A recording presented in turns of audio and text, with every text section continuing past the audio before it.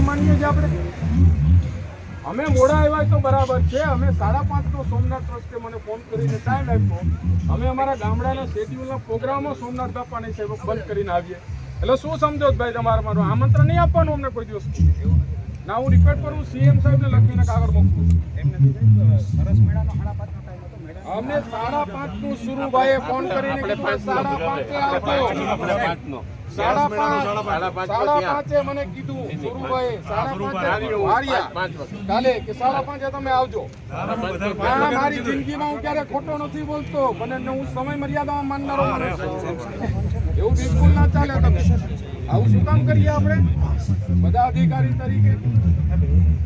5:30 મને ફોન કરીને કે મારા સમય મર્યાદામાં ક્યારે ચૂકતો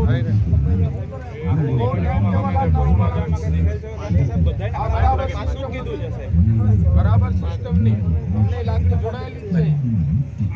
પણ આવું નહીં તો અમને આમંત્રણ ના આપો. અમને આમંત્રણ ના આપો.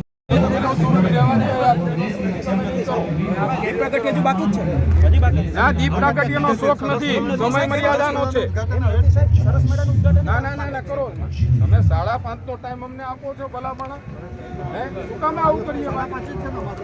ના પણ એમાં સાહેબ 5:30 ટાઈમ આપ્યો. હું મારી જિંદગીમાં ટાઈમ ટેબલમાં માનનારો માણસ છું. મને વાંધો નથી. અમે 5 મિનિટ લેટ આવ્યા હોય તો અમને કહી દેવું જોઈએ કે આ વસ્તુ કરી નાખો.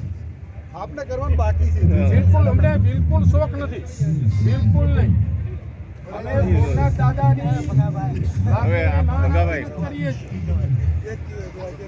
ના બરાબર ના લાગે, અમારું અપમાન છે. અમે છે ને અમારો